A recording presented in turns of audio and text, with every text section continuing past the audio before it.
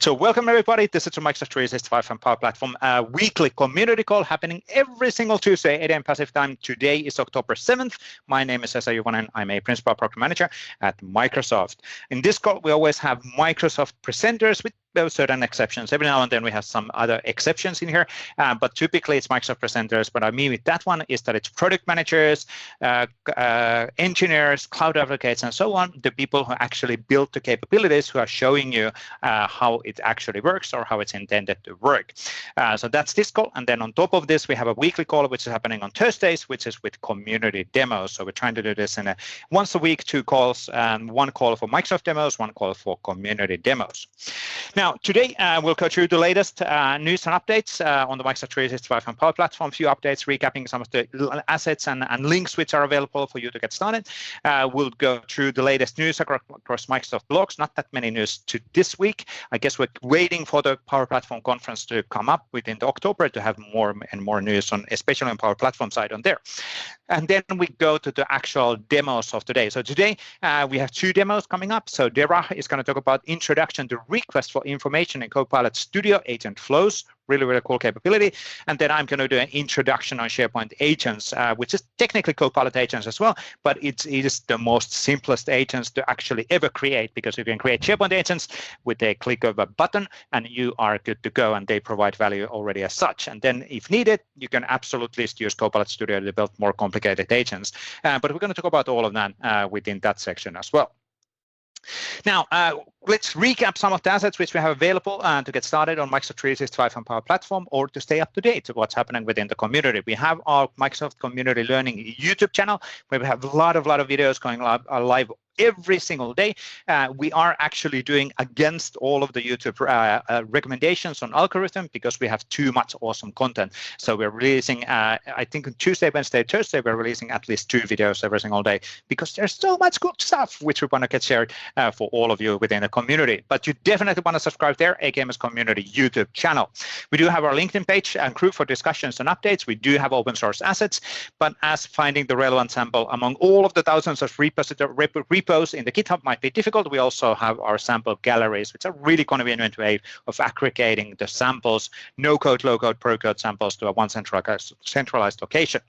We also have our one-page location where you can find all of the relevant links and URLs and much more details at AKMS Community Home or community.ms. Both of those URLs are redirected to the same location, so you can easily stay up to date on all of the assets which are available.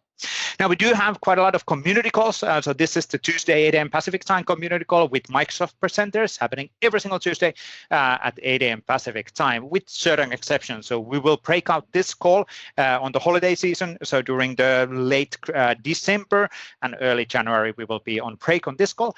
But typically it happens in every single Tuesday, 8 a.m. Pacific time. On top of this call, we do have Power Platform monthly community call, which is a monthly call focusing with community demos and focusing on Power Platform side. We do have Office Add-ins monthly community call with Microsoft demos. So that's a Office Add-in product group, always staying up to date on what's happening on that side. And then we have our 7 a.m. Thursday Pacific time series, which is Microsoft 365 and Power Platform community call. So we're merging the SharePoint framework community call to that same call. So every single Thursday at 7 a.m. Pacific time, there is a community call with community demos. So hopefully that will clarify a bit on the usage of these calls as well in the future. You can download recurrent invites at AKMS community calls URL, and you can always check up the agenda advance at community/meetup URL. So that is a great service to stay up to date on what's planned for next week, for example, in the community call, if you're looking into some specific things which you want to stay up to date on. Now, for a lot of these community calls, we do welcome community demos. Easiest way to actually sign up is just fill in the form at the AKMS community request demo. That is a simple form. We'll then contact you to get you scheduled on the right community call based on the topic what you're suggesting. There's a lot of opportunities for you to present. If needed, we'll guide you through on that presentation. We can review your presentation. We can do body system. We can help you to actually get practiced and test run even your presentation presentation advance. So don't feel afraid of actually explaining or signing up for these demos. We do have a lot of opportunities for you here. If you're an MVP, great opportunity to actually get renewed as an MVP because those community call demos count. Or if you're looking into getting an MVP or just practice your presentation skills, great option as well. Now, we do have also a lot of assets available for getting started in Microsoft Cloud for Power Platform M365. Just go to learn.microsoft.com. There's a lot of learning modules available and learning paths, which will make it easy for you to stay up to date on the latest as well. Now, we do have a lot of samples. We kind of mentioned this when the intro. We are now past 2,500 samples, and you can find all of these samples at AKMS Community Samples URL. So rather than you going to individual repositories in a GitHub, which might be really complicated, go to that one URL. It is a portal with a search query, and you can find no-code to low-code, pro-code samples from one centralized location. Now, if you're contributing, this portal also has a really nice contribution page. So every single person who's contributing, they actually have their unique user profile page to actually see what are the things what they're contributing. Like we can see on the picture within the Rabia's screen. So it lists all of the samples what Rabia has been contributing. If you are into the Copilot and MCPs and development, we also expose actually that sample data through an MCP server. So you can use this MCP server within a GitHub Copilot. You can use it in Copilot Studio to play around with the data and test out how things are working. The MCP server, and more details on that one on the sample MCP server at AKMS M365 Galleries MCP. Now, for a lot of those things, we do welcome contributions. You can contribute your samples, or you maybe find a sample in a GitHub and you might be wondering, how do I get started? We got you covered. We have our Sharing is Caring initiative, which is here to help you to get started as a community presenter or a contributor or a sample consumer.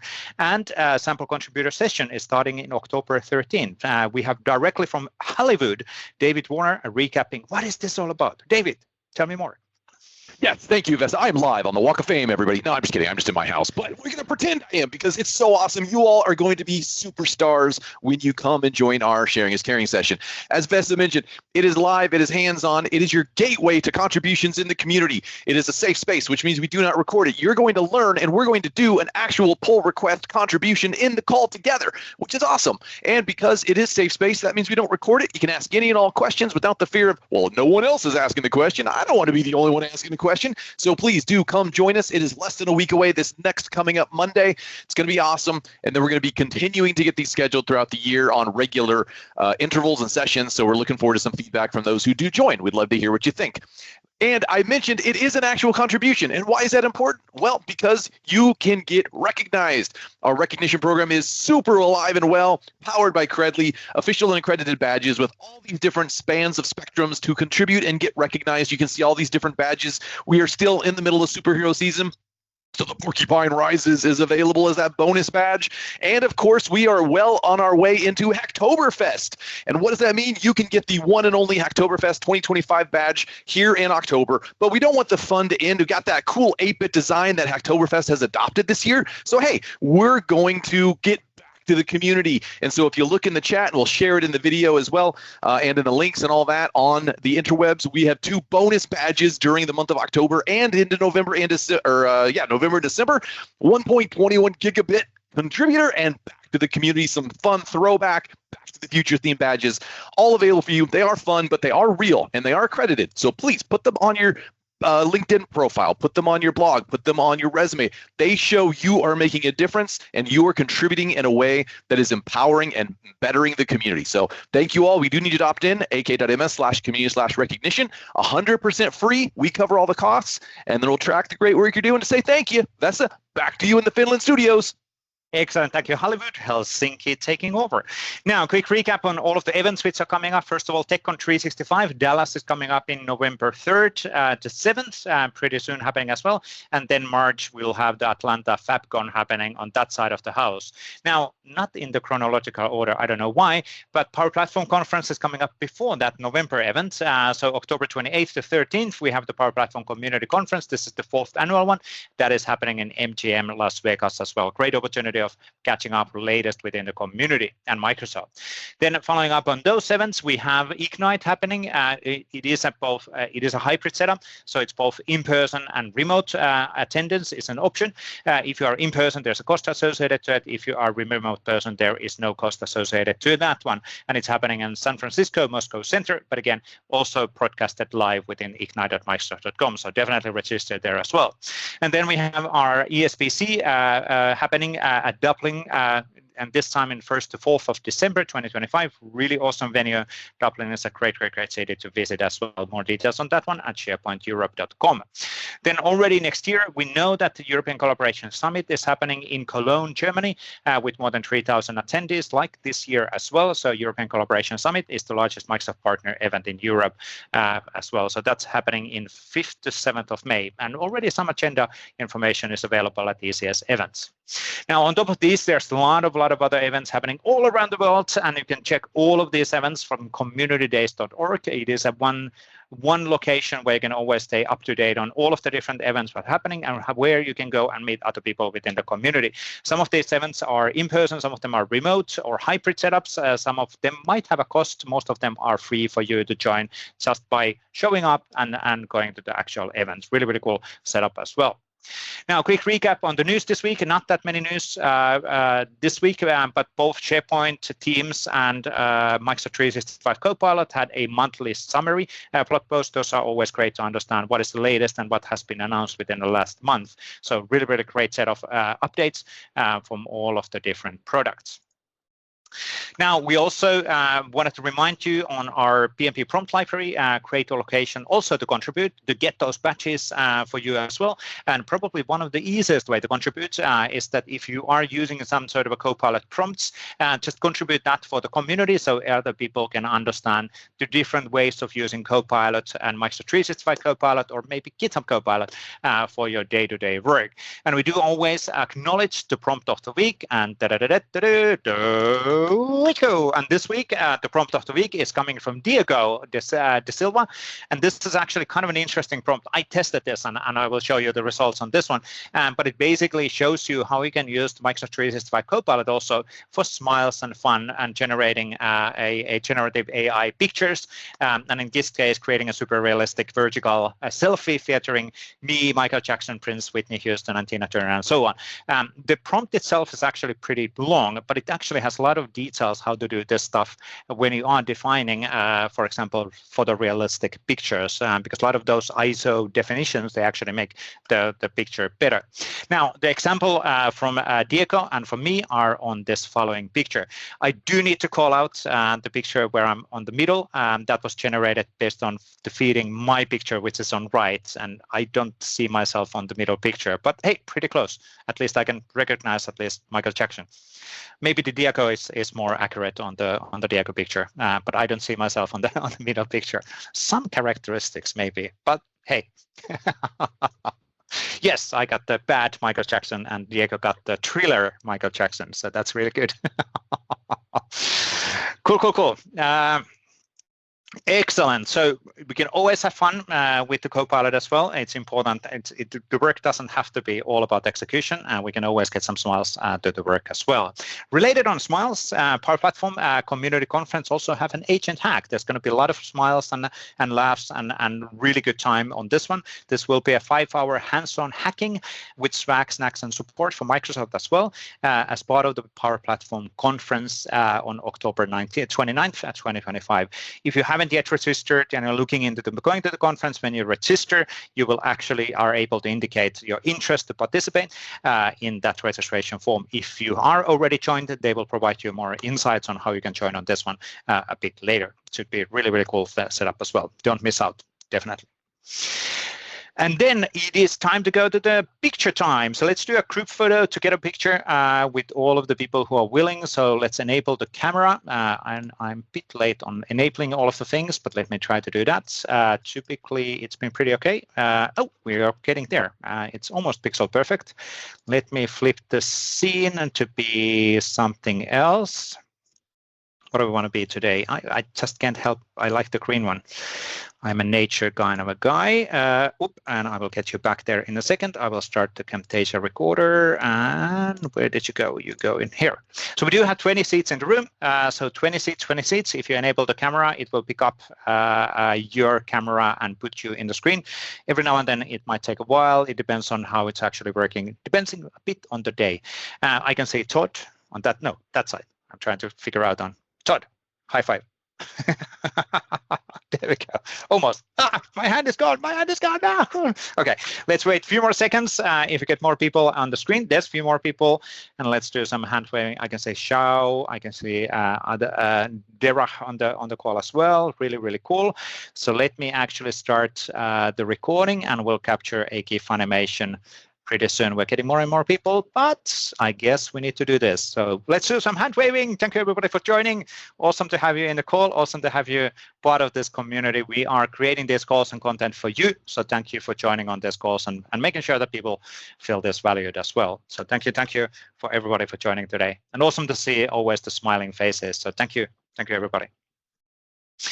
Cool. Let me then move the people in here, and then it's time to go to the actual demos of the day. So we're going to start with Copilot Studio with Derah, and then after his demo, we're going to transition from my side, and I'm going to talk about the SharePoint agent.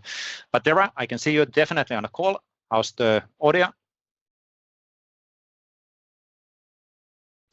I think you can hear me, right? Yes, audio is good. So that is good. And let's get the screen sharing working, and then we are good to go. Awesome. In one of the buttons in Teams, because every single day they shuffle the buttons, especially internally, it's always an interesting thing because things are moving so fast. Yeah.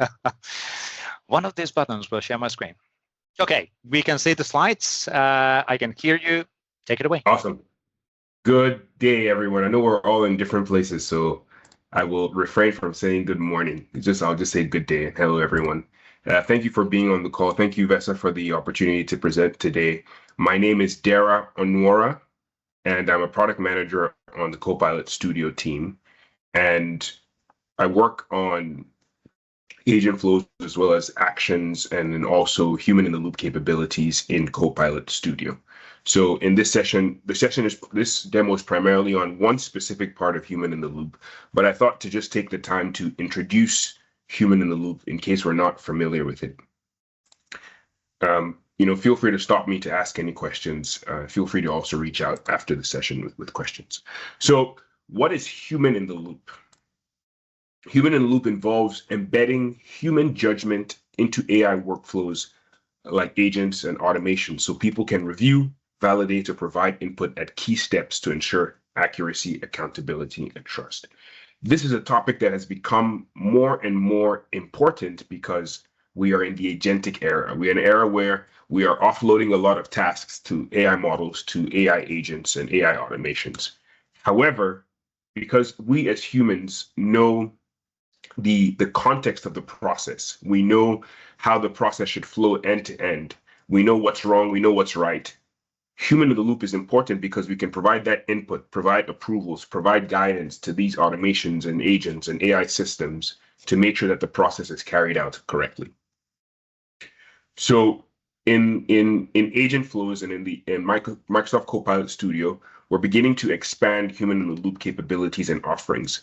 I'll show you one of the things that we announced recently, which is request for information. It's a new action in agent flows. It's new, so we're still making improvements, and across Copilot Studio, we are going to be making enhancements to human-in-the-loop capabilities. So what is request for information, or RFI?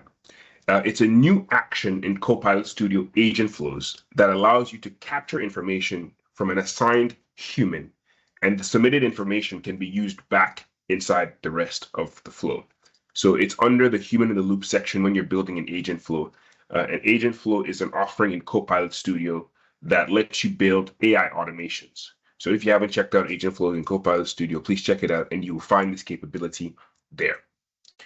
Before we go into the demo, let's go step by step to see how it works. First, the maker builds the flow and builds the RFI if I'm saying RFI, I just mean request for information, builds the RFI action in the flow with a title, a message, assignees, required inputs. So you can think of this kind of like an approval. We have approvals in agent flows today that let you send approval requests to people. But this is more of like a superset of approvals. Typically, approvals, you're collecting binary inputs, yes or no, approve, reject. But here you can collect a plethora of information that you want. You can collect text, numbers, emails, yes or no, and dates. Now, when the agent flow reaches the RFI action, it pauses, right? Because that request is being sent to the assigned humans. Now, an email message is sent to the assignees and with the requested inputs you defined. Now, for now, we're only sending emails, but our hope is to expand this to getting these notifications in Teams and getting these notifications in other places as well. When the reviewer submits the form, whoever submits the form first, that person's response is captured. The submitted inputs then become parameters that are available to the flow, and the flow resumes and use those parameters downstream. So this is how the UX looks like in agent flows. You're able to provide a title, you're able to provide an accompanying message, you're able to define who the request for information is going to be sent to, you're able to configure inputs and also add more inputs. All right, so with that, this is the deck I have to share. I think we can then go into doing the live demo. So we're here in Copilot Studio. Typically, of course, when you come into Copilot Studio, you land on this page. But if you go to flows, this is where you find agent flows. And in here, you can create a new agent flow. Agent flow is just an AI automation that you can run standalone, or you can also use it as a tool inside of your agent. So specifically, I want to show you the request for information action. So we're going to build a very bare bones flow, and then eventually I'll take you into another flow that we have fleshed out a bit more. So I'm just going to select any trigger that I have, manually trigger a flow. This is what would trigger the flow. So that means for this flow to run, it has to be manually triggered. Now I'm going to add the request for information action. And remember, we saw it right here. So request for information.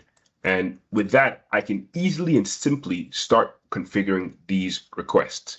So one example is, I don't know, what should I do? Request quote of the day. And then you can ask a simple, this is not really a business process. I'll show you one in a business process, but to get the point across, I'll just say, Vesa, please give me quote of the day. Now, Vesa, I don't think your email is in this tenant, but so I'll just put mine for now. But you could put Vesa's email, and then you can collect the inputs you want from him. So I'll put text, and I'll define this input as quote. What is the quote of the day? I can also add Boolean variables. So yes or no. Are you happy? You can collect dates. When is the next community call? So what is going to happen is that when this flow runs, it's going to get to this step, send that request. When the inputs are collected, we can use those inputs actually as parameters in the rest of the flow. So let's say I wanted to send an email after getting this request. I could put the responses that I get inside of this email. So remember, the inputs we configured from that action were quote, are you happy? When is the next community call? And I can actually put them in here in an email, or I can put them in any other action as parameters. And when they run, they will automatically be populated here. So that's the request for information action. This is just a very simple and non-business process scenario. But now let's look at this maybe in the context of how you would use this in a business process. So here I have an insurance claims flow, and when the flow is triggered, I'm going to capture the claim information. I'm going to run this through an AI prompt. So the AI prompt does a determination based on the information. Is an assessor needed? Is an assessor for this insurance claim needed? Now I have a conditional branch here that says, is the assessor needed? This is determined by the AI model. If the assessor is needed, then we're going to send a request to the assessor to get extra information. So you can see this is the same request for information action that we configured in the other tab. Here, I've given it a title. I've said assessment needed on claim with ID this. This is the message that I'm going to pass. So these inputs, like these messages that I'm sending, can also be dynamic. Here, it's generated by an AI model. Then here, I'm assigning it to myself. And then these are the inputs I'm going to collect. I'm going to collect assessment date with a date type. I'm going to collect whether or not a site inspection was needed. Are there any indicators of fraud? What are the details of fraud? What's the estimated damage? And what are the assessment notes? But for each of these fields that I'm collecting, I can also make them optional, or I can make them required. So you have that flexibility to determine whether you want to force a response to a particular input. Also, for text inputs, it's not just a text field I can ask for. I can ask for multi-select, or I can ask for single select. So, if I want to provide options for people to select from, instead of just providing a text field, I can also build that here. So think of it as like a form that is sent to someone, and that form can be used directly inside of the flow. Now, the rest of the flow just goes through an approval. And then if the claim is approved, we send an approval email. If the claim is rejected, we send a rejection email. So this is the request for information action in context of an insurance claims process. The AI determined that, hey, we need a request for information from an assessor. So we sent that request automatically, got the information, and brought it back into the flow. Now you can think of this for several different scenarios. It could be, let's say you're running a business, a process, and you need to collect information from different stakeholders. You can send all these requests and collate that response and then use it in your flow. Or another flow that I built last week for, I was working with, we're doing some studies with customers. The scenario was that when AI generated something, they wanted to send that text for approval to a human. So what we did is that we had the AI prompt generate the text for a blog, and then it was sent to a human. The human read it, and the human gave feedback. Any feedback the human gave, we were able to pass it into the next prompt, so the prompt can revise that. So that's another thing you can do to involve humans in the loop with your AI automations. Okay, so we've shown this in the flow, but now I think it's actually time to test this. Let's see it in action. So I'm going to publish the flow and I'm going to test. Now, what I'm going to do is just go to Outlook. So the flow is running now. It's publishing, and in a second it'll start running.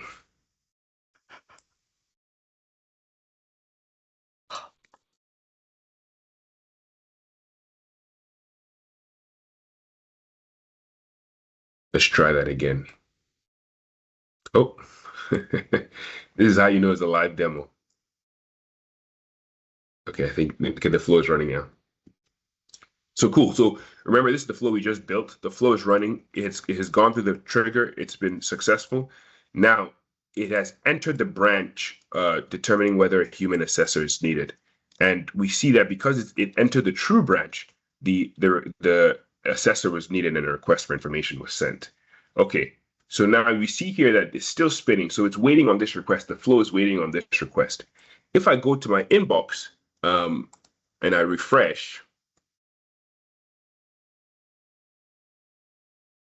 the email should come in here. Let's give it a second. But here in the status, we can see, of course, the action is still waiting for that response.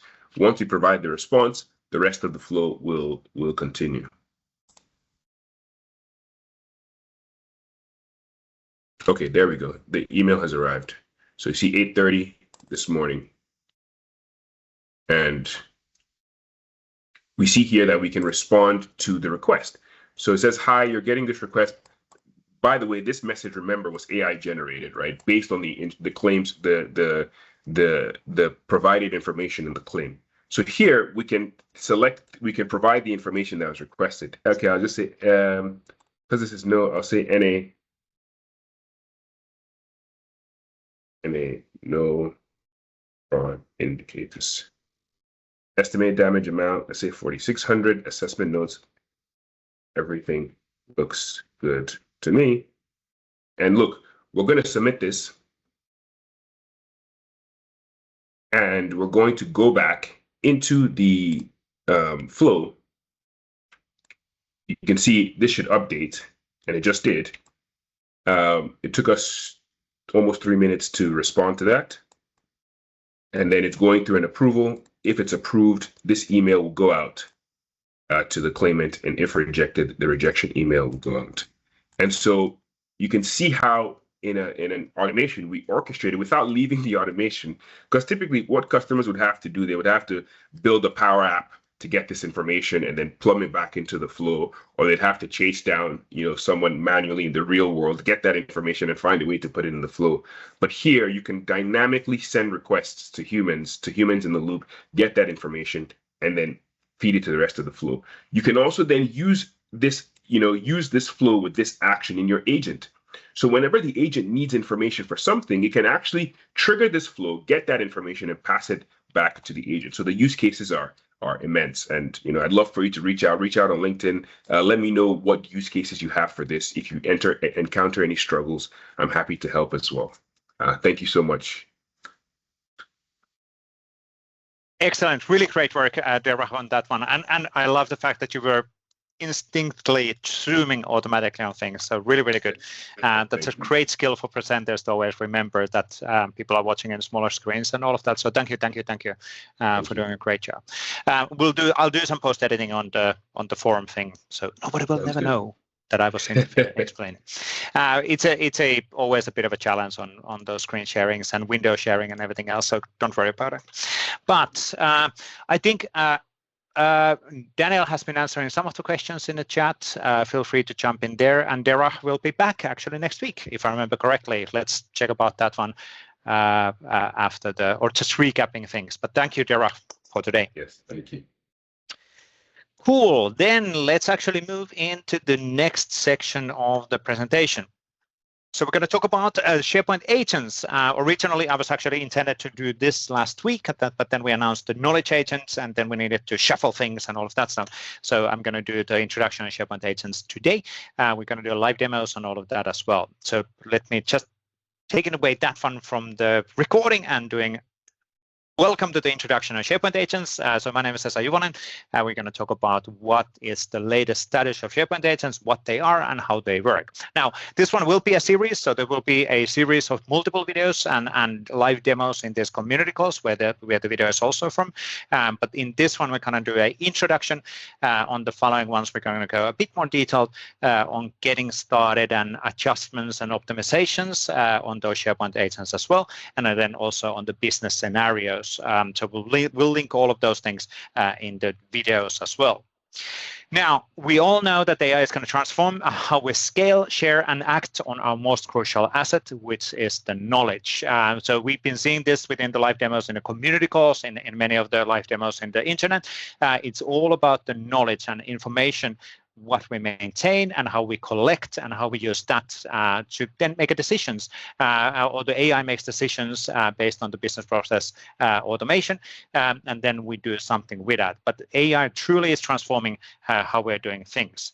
If we think about the agent concept in general, the agents will increase the discoverability of the data. So rather than you being forced on, for example, in the case of documents, you have to open up many documents and go them through one by one and find the relevant information for you. You can just ask, and the agent is giving you that information. The agents will also scale expertise. So basically, there's information in the files. It doesn't have to be stored in a human mind, so you can actually more efficiently get that information available for you supporting your work. And of course, that then supports decision making, so making that information more easily available, potentially data-driven insights to help streamline decision making and all of that based on, again, what kind of information you are associating that agent into. Now, within our case, we really want to kind of focus today within this series on the fact that your content, your files, your data and news and resource storage in SharePoint can be actually evolve and make it better with the agent, because the agent is then the powerful large language model which helps you to retrieve the relevant information from that source material. And then, of course, you are in the collaboration. You're the one who's operating the agent based on your business needs and whatever information is relevant for you. And this then drives better business decisions. So it is really the AI is there to make you more efficient and get the relevant information for you more efficiently. Now, if you think about the different scenarios, we might have seen this many times, but really the key point on the agents, there's a lot of different industries and business cases where the agents will help, and it is really there to reallocate the time to higher value tasks. So rather than replacing you, no, you can actually reallocate your time on the higher value task because the information is more faster in your reach. You can complete higher value tasks faster, because again, the information and the agent is supporting you to be more efficient, getting you the information what is relevant for your decision making and so on. And you can complete more of the same tasks. And that's the repeated processes. If we can automate them, we have more time on the more relevant information and relevant tasks within our day-to-day life. Now, we do have a lot of different agent modes and agent options available from Microsoft, and the SharePoint agents are by far the easiest way to create agents in the Microsoft ecosystem. And I'll show this one in practice today as an introduction, and then within this series of videos and demos within upcoming weeks and also in the YouTube, you can actually deep dive more detailed on the different options. But with SharePoint agents, you can really easily get the insights from your files with few clicks. And we seriously mean with few clicks. As long as you have the licensing or the functionalities enabled, you can just click a button and you are good to go. You have an agent. And you are already being more efficient for accessing the information which you have stored in SharePoint. And since the files and information quite often within the companies are stored in SharePoint, the SharePoint agents will make your life easier. And of course, if the SharePoint agents is not good enough for you, you're able to evolve those scenarios with Copilot Studio Lite and Copilot Studio and even the Azure AI Foundry as needed. Now, if you think about the SharePoint agent scenario, they are really easy to do. And the idea here is to democratize agents. So rather than thinking that there is a special group of agent creators who are the specialized IT professionals or developers in Azure side, no. We want to make sure that every single user within the Microsoft 365 can create an agent with a snap of a fingers, or almost like a snap of a fingers, but snap of a mouse click. So you can create agents just by clicking a button directly within the toolbar, because the files are already in Microsoft 365. They're already under the Copilot semantic index and all of that stuff. You don't need to take the files away from SharePoint. You can just create agents directly within a SharePoint and then surface that agent wherever is needed to make your work or your colleagues' work more efficient, accessing the information what is in the files. These agents are super easy to share. We're going to talk about this one today as well. They increase collaboration because you can actually take the agent into a chat or in a team group chat or a team chat. What are those? Channels, team channels, and have a discussion with the agent. So rather than you again being first to go to the files or move away from Teams, you can access this information directly within the Teams in any device, because again the Teams is available in mobile or in tablet or in desktop, so anybody can easily access things, and they are secure by default. So when you create an agent, when you share the agent to somebody else, they can still only see the information which they have access and permission to get access into. So as the content still remains in SharePoint, all of the permissions still apply, unless you explicitly want to have the end user access on information which they don't have access into. So there are options of doing that as well. But if you would actually do it in a way, if you do create this agent in a way that you export the content from a SharePoint to Azure Foundry, or let's say another cloud competitor, you created agent over there, you will lose the permissions, you will lose the security, because information still remained in SharePoint. The SharePoint permissions still apply. The sensitivity labels, all of those still apply. The policies still apply. Content is under the surveillance of Microsoft 365. Now, in a bigger picture, it's always good to understand we have a spectrum of different options when we create those agents. We have the no-code, low-code, and pro-code options. You could argue where the Copilot Studio kind of lands in here, but SharePoint agents are definitely no-code option. You are creating them without any need of understanding what happens behind the scenes. You click a button and you're good to go with your agent. Now, with Copilot Studio, we have a few different options. You have a Copilot Studio Lite, which is almost like a SharePoint agent scenario, but you are able to configure a bit more on top of the SharePoint agents with the Copilot Studio Lite option, which is available in the Copilot Microsoft 365 Copilot Chat. I guess that's the right term. But that's kind of a low-code option as well. Now, Copilot Studio can use absolutely pro-code models and all of that stuff. So you could argue that Copilot Studio spectrum goes all the way until end of pro-code. And then in the pro-code side, we're talking about Azure Foundry. We're talking about Agent Toolkit. So we're really writing code, which is dealing with the incoming request from a user and then using LLM behind the scenes. But for the baseline scenarios, which the most typical scenario is we have set of content, for example, HR guidance, travel documentation, knowledge articles. Me as a user, I want to ask a question related on my HR guidance or my travel policies, or what can I do on certain operational products.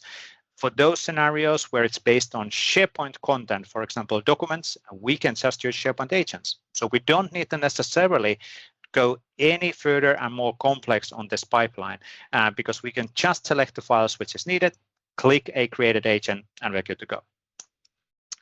Now, what's important to understand kind of in SharePoint, there's two different aspects on SharePoint agents, and this is a bit something what some people seems to be a bit confused. So there's the scoped agent, which is always scoped for SharePoint site. Nowadays, we actually call this as the knowledge agent. The knowledge agent is the site's agent, which is created by default by Microsoft for you.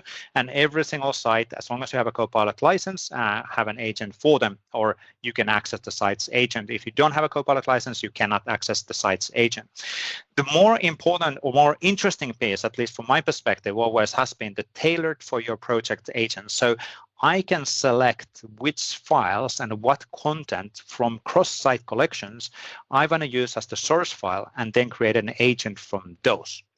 So not just the site level thing, because site can contain thousands of files. I can say, no, let's focus on for example, product specification. Let's focus on project deployment details. Let's focus on project management files only within these sections and create an agent out of those. And then I can ask questions which are only specific for those files. The more specific you can create the agents, the more precise the answers will be. The reality comes from the fact that if you think about, some people have been creating this kind of Uber agents, and Uber agents is the one which is reading all of the files within my intranet. Now, if you have petabytes and petabytes of data within your intranet, how would the agent know what your question is targeted into? And that basically means that there's so many options for the agent to answer if you're talking about the scope of petabytes and petabytes. So therefore, it is actually better to think that if you do a specific agent, for example, for project files or HR files and travel policy agent, and expose those within your company, the association of agents' answers will be a smaller subset of documents. So the agent and the LLM doesn't need to kind of think through the petabytes and terabytes of information and trying to get you the answer. No, it will give you the answer based on a specific set of files. So that's actually really important to understand as well. Good. So as mentioned, kind of recapping these two different options, every single SharePoint site includes an agent ready to use. Nowadays, after 2 weeks ago, we're calling this as the knowledge agent, which is the out-of-the-box SharePoint agent. It is grounded on SharePoint site. It's basically every single information what is within the site is the grounding source. So when you're asking questions, it will answer based on the files and content within that site. It can be used by every visitor of the site. And it basically is always available and you can get value immediately. So there's always an agent available within your SharePoint site. And again, the more interesting piece is that you're able to create as many agents as needed as you want to get scoped content what you choose from. And you can customize this. And with customization, what I mean is that you can modify the system prompt as in instructions of the agent, how it should be behaving, what is the expected answer, and all of that stuff. So you can modify the behavior. The site agent or knowledge agent, that's a first-party agent. You cannot modify those instructions. But when you create your own agents from the subset of content, you can modify the behavior. You can even change the branding of it. You can adjust the things as needed for it as well. Now, let's actually just tweaking through how does this happen. This is like super easy. This in a matter of a few clicks. So create an agent scope to select SharePoint content. I will just select the content what I want. I can share the agent via link or add it to the Teams chat. And the people which I'm sharing the agent into are able to access the information within that agent as well, as long as you grant them the access to it or they have permissions to those files already. If you just share the agent, they will not just randomly get access on the files unless you explicitly want them to get access on the files. Again, the security applies because we are in the context of Microsoft 365. And then you can customize the agent brand and behavior, which is an optional fill. So let's walk through those through one more time. Just recapping, you can choose what files, what folders you actually want to do. You can have up to 20 folders or 20 files, which are part of one single agent as a scoped agent for the information. And again, like in the picture shows, you don't have to say whole documents. You can select which of the documents are the ones which are available. Then as you have the agent available, you can share that agent directly via link. You can put the link and share it in the Teams chat. You can share it in somewhere else, or you can put it and engage the agent directly within the Microsoft Teams as well. That is definitely a valid option as well. So you can have a discussion with the agent directly in Teams, which again then means that your frontline workers who are using mobile can actually access this information super efficiently. So again, rather than frontline workers being like, I'm on mobile, it's really hard for me to read the documents. You don't have to. You can ask questions directly from agents as part of the sharing of the information. And then you're able to change and modify the agent's brand and behavior. Again, this means that you're able to adjust what is the welcome message, what is the starter prompts. Starter prompts basically means how do we initiate or what are the example prompts to show the end user how the agent actually works. And then more importantly, you can modify the instruction for the agent. So you're basically able to say something like, hey, you're an HR assistant, behave on this style, answer based on only this information within the source files, expected outcome is blah, blah, blah, blah, blah. So there you can really provide that system prompt in the instruction of agent folder. Good. Let me then go to the UX and let's have a look on how this actually works in practice. So let me chart from here. And this is an imaginary SharePoint site called Solar. We have some Solar information. It is a set of information, a set of files which I've been using in the past also as an example. But in this file, in this site, we have a few different things happening. I'm going to call out some of the capabilities which are relevant for the agents. And then again, in the future demos, we're going to deep dive more efficiently on the different options. First of all, if you have the Copilot license, like we went through on the slides, every single site has an agent in them. And by default, you can access that from that top right corner in here. That is the agent window, and it will open up the knowledge agent. So this is a small change which we introduced pretty recently. Knowledge agent is the default agent for every single site. So now I can start to say something like summarize the recent files, and this is an agent which is out-of-the-box agent coming as part of the site behavior. Now, knowledge agent is a bit more complicated than that. I'll show it in the practice, but again, we initiated the agent, open up the agent panel. I'm able to say summarize recent files, and it will give me the recent file entry and explaining what the files are and what are the recent updates within the files and all of that stuff. Yeah, kind of cool, but it really focuses on the site level. Now, what else do we have on the agent world? We also pretty recently introduced the knowledge agent as a floating thing in the lower right corner. So this is floating in here.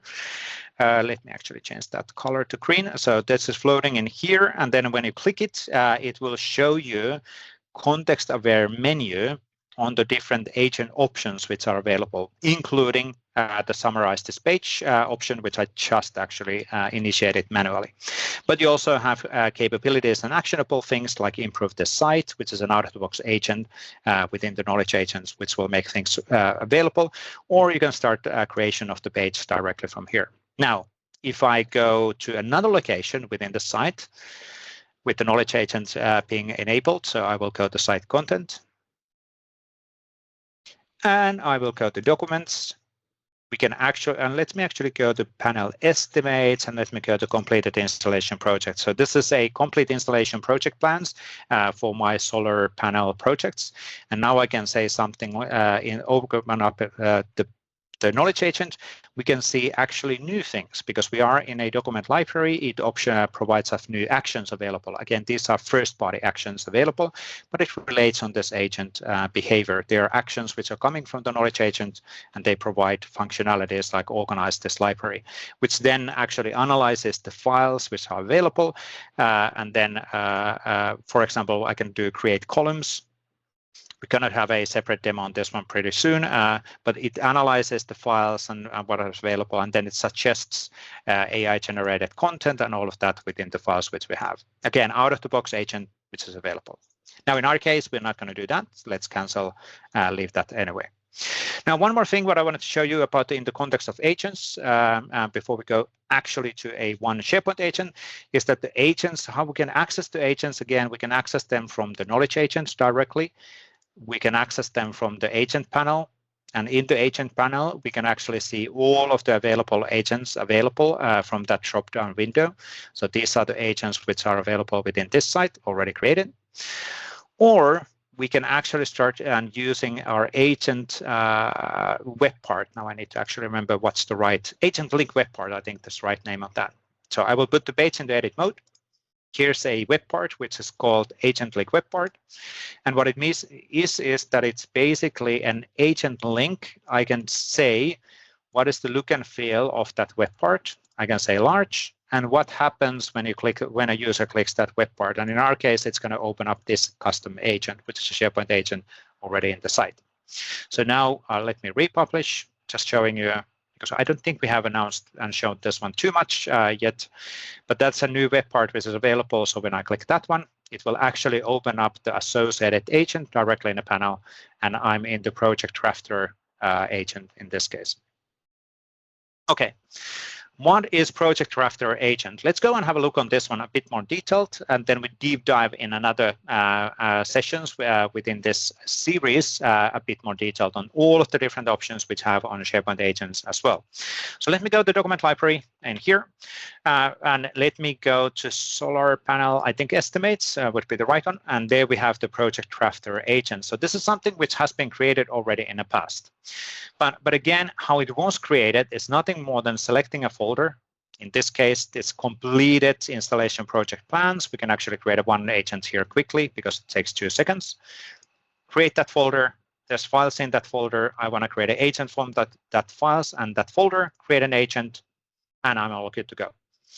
I can actually open the agent, and I can start having a discussion with the agent, and now the agent is completed. There's now a one agent available, which is called completed installation project plans agent, which I can start already using. And it's associating itself to the files which are behind of that folder. And now I can come here, let me zoom in a bit and say something like, do we have any projects which were done in California? I can ask questions, and based on, again, on the files, it is then able to give me answers based on my intent. And in this case, it was an agent which was created based on the installation projects. I'm asking, do we have any projects where we were done in California? It will run through all of those files. It will use the semantic search, and it will basically do the analyzing of the outputs, and then it will give me the answer directly based on the file content. So I, as an end user, let me zoom in out a bit. I, as an end user, I don't need to go to the specific files. I can basically say, that was really cool. I can see that we have these different projects available from California and Sun Valley, and those projects were available in Santa Barbara. And you can clearly see also the reference point as well. So I'm like, that's really cool. Yes, the Martinez project was really good. Let me actually have a look on a bit more detailed on that file, and we have a link to the source file in the agent as well. And that's it. A really, really cool capability. And now I'm able to access that information directly within the Word. But again, making it super, super easy for me to consume the information which I have already accessed. We do not expose any additional things outside what user has to have access on this information, with certain exceptions, which I'm going to show in upcoming slides. But again, next time within the series, we're going to deep dive a bit more on different options, configuration, sharing of files, using the files in Teams and all of that, but that's in another demo. We didn't want to deep dive on things. I didn't want to have too much stuff in this demo because, well, we would always run out of time. So let's do that within a week or so. Now, a few things just to call out. The agents are actually files. So you can actually share the link to that agent file super easily for anybody to get access. And then that means that they can easily find the file, they can access the file, you can copy the file. There's multiple ways you can access the file. It is just a definition of the agent. The actual logistics and LLM and information is not within that agent file. That agent file is just a definition of what is an agent and how it should be behaving. It inherits existing security settings and all of the sensitivity settings. So the agent itself actually have also security settings and sensitivity settings available. And of course, if you have permissions on it, you can access that. If you don't have a permission on it, you cannot access the agent. So it's as simple as that. It works like any other file. Now, we can scope the information within the agent. We're going to talk about that one in the future demos as well, up to 20 different locations. There's a cap of 20 sites, folders, or files. So if you have more than 20 files, you want to put them in a folder, and then we're able to actually group them logistically in this kind of a buckets where the answer should be then provided. You can also associate multiple site collections, multiple locations. So you can move kind of have sources from multiple sites and site collections. So it's not only from this site. You can combine information from HR side and then some other sites to actually provide you the ultimate travel agent, which will give you insights on travel policies and so on. And then really, really important thing, it is actually aware of the oversharing. We're going to do live demos on this one, as mentioned, in the future demos on the agents as we deep dive on the SharePoint agents in the series. But if you are sharing an agent, for example, in a Teams chat with the people who don't have access on the source files, we will explicitly ask you, do you want still the answers to be available? So that the end user takes responsibility. Agents and the systems and AI will never answer and show any restricted or security information which the user would not have access to. Now, if you explicitly want to have access for the end users in a team chat, for example, you can override, but we give you this clear UX, and we're going to show that one in future demos, as mentioned, how it actually works when you're doing this in Microsoft Teams. But that's it from my side for introduction on SharePoint agents. And again, we'll deep dive more on this in the future series. And there's a blog, there's a video, explainer video, internet podcast. There's a lot of other stuff and assets available on SharePoint agents. They are a bit more complicated or more advanced when people might actually think that. They're incredibly valuable. When you do any agents based on the files and documents, please don't get the files out from SharePoint. Create directly agents using SharePoint agents or Copilot Studio agents associated directly from SharePoint. So you have the permissions and security applied properly. But that's it for me today, and that's for all it's for the demo. Cool. I do apologize. I went a bit long today. I can't help myself talking too much always, getting excited on these things. Next week, we have Steve and Reed, or Steve or Reed, or most likely both, talking about the latest on SharePoint Embedded. And then Derah is coming back on automating decision-making with AI approvals in Microsoft Copilot Studio. Really, really cool demos. Those are scheduled for next week, at least at 14th of October. In the meanwhile, please do take the advantage. For example, our Discord server is, if you are in Discord, AKMS Community Discord, we are closing into 3,000 members over there. Hopefully we'll cross that limit pretty soon as well. And then we're always looking for feedback about these demos, about the content. Provide us feedback, provide us input. This helps us actually keep on having this calls also in the future. So if you find this useful, add a note, and it helps on improving our management chain that, hey, this calls are super valuable to keep on doing in the future as well. But that's it for today. I do apologize going 1 minute long. Recording will be available within 24 hours at Community Learning YouTube channel at AKMS Community YouTube, and we will be back within next week. And in the meanwhile, 7 a.m. this Thursday, a community call with community demos. But thank you everybody for joining today. Thank you for active chat on the discussion on the meeting chat, and we'll be back. Cheers, everybody. Bye-bye.